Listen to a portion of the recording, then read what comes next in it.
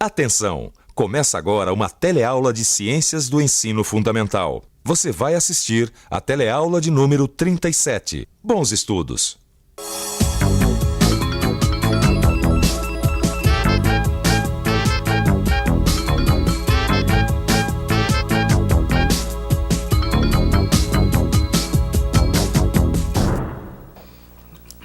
Oi! Que as plantas e as algas fazem fotossíntese e que a partir desse processo que surge energia, ou seja, que surge o alimento para todos os seres vivos da Terra, isso a gente já viu nas últimas teleaulas. Agora, como será que essa energia vai passando de um ser vivo para outro? Por exemplo, da planta para o boi, do boi para o homem e daí para frente. Como será que isso acontece? Esse é o tema da nossa teleaula de hoje. Você vai ver que os seres vivos utilizam a energia dos alimentos e que a energia disponível ao passar de um ser vivo para o outro vai diminuindo. Esse é um fato que podemos representar através de um esquema chamado pirâmide de energia. Você vai ver ainda que as plantas são os produtores do ambiente e que os herbívoros e carnívoros são os seres consumidores do ambiente. Por fim, você vai ver como é uma cadeia alimentar.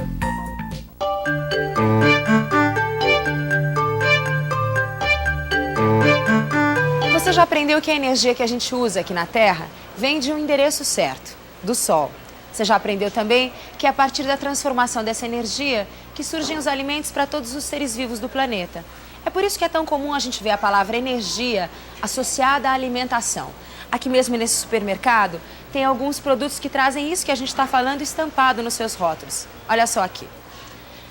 Chococal, energia que dá gosto. Açúcar é energia, açúcar é alegria. Gatorade, recupera sua energia 30% mais rápido. Chocolate é prazer e energia. Por que será que frases como essas são usadas para vender alimentos?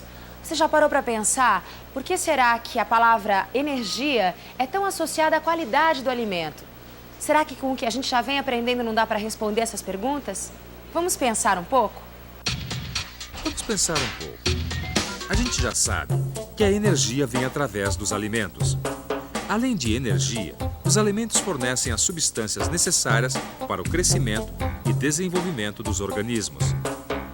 É por isso que todos os animais, dos mais microscópicos até os muito grandes, inclusive o homem, precisam consumir alimentos para obter energia e as substâncias para a sua sobrevivência. E essa energia que todos os seres vivos precisam para sobreviver, você se lembra de onde vem, não se lembra? Tudo começa com as plantas e algas. Elas captam a energia do sol e, através de reações químicas, transformam essa energia luminosa em substâncias que servem de alimento. Ou seja, através da fotossíntese, as plantas transformam a energia do sol numa outra forma de energia que vai servir de alimento. É isso, Lineu? É isso, Maria. As plantas transformam a energia do sol em energia das substâncias. Sim. Ou melhor, em energia química. Então quer dizer que eu estava certa, que tudo começa com as plantas e com as algas. Isso. Por isso que a gente disse que as plantas são os seres produtores do ambiente.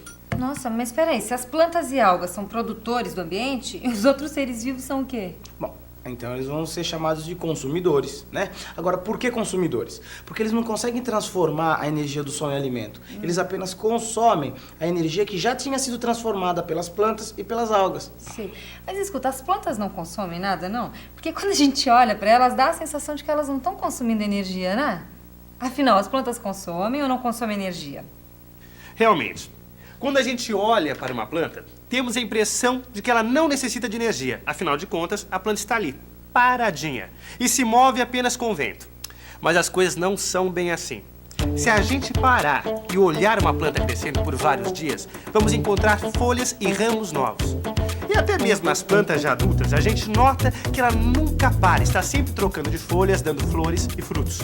Ou seja, a planta, além de captar energia, também usa parte dessa energia para se desenvolver e dar seus frutos.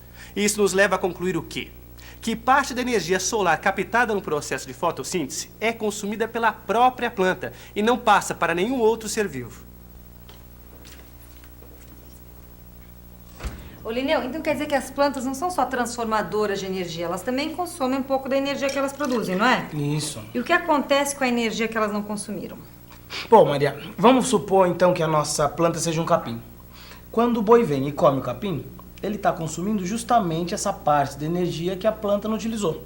Sei. E essa energia que o boi pegou da planta, ele usou todinha? Não, só uma parte. No boi ainda fica um tanto, e esse tanto vai ser consumido pelo homem quando ele for comer, por exemplo, um belo bife de alcatra. Bom, deixa eu ver se eu entendi. A planta fica com parte dessa energia que ela captou. Daí vem o boi, come a planta e com ela parte dessa energia que estava armazenada. Bom, o boi usa parte dessa energia para se manter em pé, para sobreviver, não é? E o resto ele deixa armazenado no seu corpo. Daí ele passa essa energia para o homem quando o homem come a carne do boi. É isso? É, certíssimo, Maria. É isso aí. Então, a energia que é captada pelas plantas vai sendo utilizada pelos seres vivos conforme vai passando de um organismo para o outro. E olha, a gente pode concluir o quê? Que a cada passagem de alimento de um organismo para o outro, a energia vai diminuindo. Isso é fácil de entender. Porque se cada ser vivo pega um pouquinho de energia e passa o resto, então é claro que a energia disponível lá no fim da corrente é muito pequena. Mas vamos ver com calma essa história da energia ir se perdendo a cada transferência. Primeiro, a gente tem a planta que consegue captar e transformar a energia do sol. Parte dessa energia a planta consome para crescer e dar frutos. Aí vem a vaca e come a planta, ingerindo com ela a energia que tinha restado. Boa parte dessa energia a vaca usa para sua própria sobrevivência. Por fim, a vaca é abatida e serve de alimento para o homem, que ainda consegue ingerir o que sobrou da energia produzida pela planta. Esse percurso que a energia faz da planta até o consumidor final recebe o nome de fluxo de energia. E por que esse nome, fluxo de energia? Porque energia, como você acabou de ver, caminha num sentido único, num fluxo só. O sol, portanto, é sempre necessário.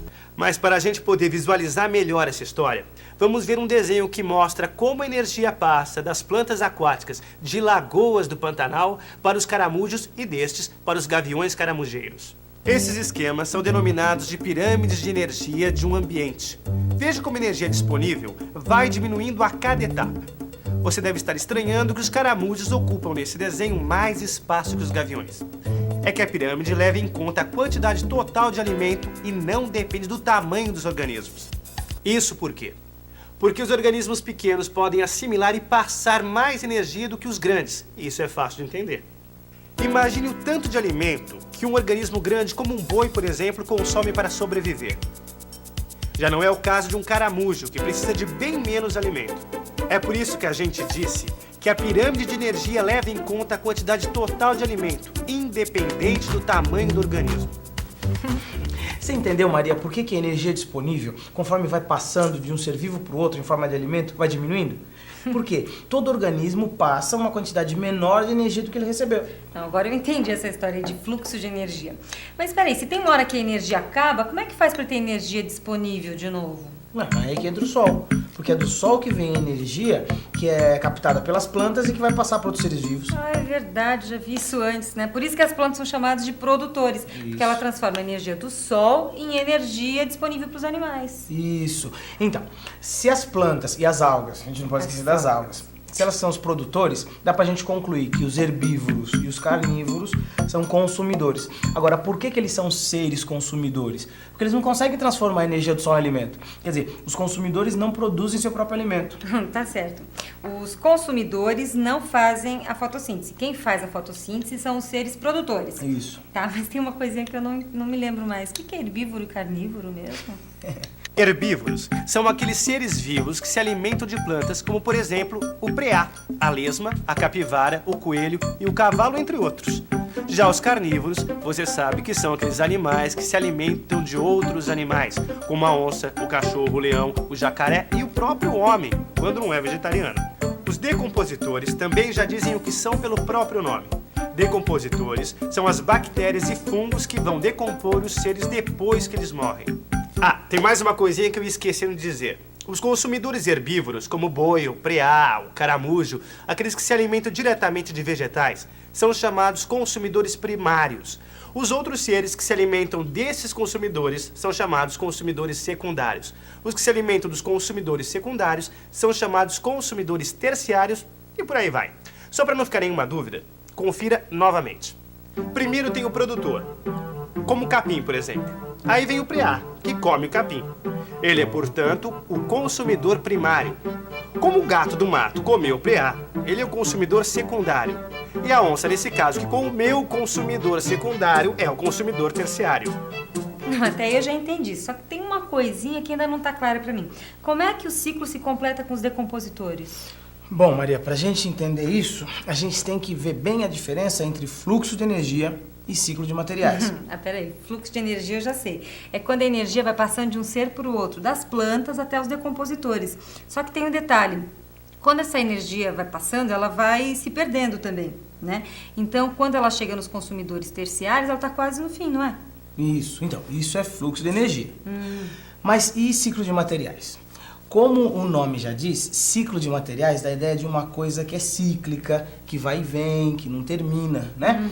Então, ao contrário da energia, que ela realiza um fluxo, as matérias, as substâncias, elas não se perdem, elas vão se transformando, elas vão se reciclando. Mas ainda não entendi por que se diz que o ciclo dos materiais se completa com os decompositores. Por quê? O que os decompositores fazem? Eles transformam os materiais dos organismos mortos em água, gás carbônico e sais minerais. Quer dizer, os decompositores reciclam o organismo morto, transformando em substâncias que vão ser reaproveitadas pelas plantas, os produtores. Quer dizer que as substâncias produzidas pelas plantas e algas sofrem várias alterações, passam por vários tipos de consumidores e acabam voltando para os produtores após serem decompostas? É isso que a gente chama de ciclo de materiais dos ambientes, né? Porque as substâncias, elas vão e vêm. Agora, é diferente da energia, né? Que ela segue um sentido único. Depois que ela é transformada em calor e movimento, ela segue um fluxo sem volta, que é o fluxo de energia dos ambientes. Como está dando para perceber, em um ambiente as populações de animais e vegetais se interrelacionam. Estão todas ligadas umas com as outras. São parasitas e hospedeiros, predadores e presas, produtores e consumidores, formando um delicado equilíbrio, uma rede de fios muito parecida com os fios de uma teia de aranha. Teia essa que representa as possibilidades para o consumo de alimentos. É a chamada teia alimentar. Para exemplificar isso que estamos falando, vamos ver o que acontece no Mar do Polo Sul. Lá tudo começa com o plâncton. Plâncton é um conjunto de seres vivos microscópicos que vivem nas águas, sendo, portanto, invisíveis a olho nu. O plâncton é alimento de pequenos peixes e do krill, um pequeno camarãozinho que vive em grande número nos mares gelados da Antártica. O krill, por sua vez, acaba servindo de alimento para pequenos e grandes peixes, para pinguins, focas e lulas. Nessa cadeia a gente tem o krill, o camarãozinho que se alimenta do plâncton, e todos os outros seres vivos se alimentam dele. Mas também há outro jeito da gente ver essa cadeia que se forma. Em vez de todos os seres vivos se alimentarem diretamente do krill, eles vão se alimentando uns dos outros. A coisa é mais ou menos assim. Os pequenos peixes comem o krill. Por outro lado, os pequenos peixes são devorados por peixes maiores e lulas, e esses últimos servirão de alimento para pinguins e focas. Quando pinguins, focas e baleias morrem, seus corpos são decompostos por fungos e bactérias. Agora a gente vai ver um esquema onde dá para visualizar direitinho como o pequeno camarão krill se relaciona com os outros seres vivos do seu ambiente. A cadeia alimentar, como você está percebendo, é uma sequência simplificada entre as várias possibilidades reais que os organismos têm para se alimentar em um ambiente. Mas isso não é sempre assim. Nesta cadeia aí, por exemplo, no lugar dos peixes maiores poderiam estar as lulas, pois elas também se alimentam de pequenos peixes. Resumindo, uma cadeia alimentar é, na verdade, apenas uma das muitas possibilidades que há nas relações entre os seres de um ambiente. Entendeu? Mas para não ficar nenhuma dúvida, que tal dar uma revisada nisso tudo que a gente viu hoje? E atenção, se liga aí que é hora da revisão. Na teleaula de hoje, você viu que os seres vivos usam energia para se alimentar e que a energia disponível, ao passar de um ser para o outro, vai sendo diminuída, o que chamamos de fluxo de energia. Um fato que podemos representar através de um esquema chamado pirâmide de energia. Você viu ainda que as plantas e as algas são os produtores do ambiente e que os herbívoros e os carnívoros são os seres consumidores do ambiente. Os fungos e bactérias decompõem os seres vivos, consumidores ou produtores. Você viu também o que é teia alimentar, que é a maneira como os consumidores e produtores se relacionam no ambiente, representando as possibilidades para o consumo de alimentos. E por fim, você viu como é uma cadeia alimentar. Eu acho que por hoje já tá bom, não é? Eu confesso que eu tô um pouquinho sem energia. É por isso que eu vou entrar no primeiro restaurante que eu encontrar por aqui para ver se eu consigo um pouquinho de energia solar transformada. Então, até a próxima teleaula.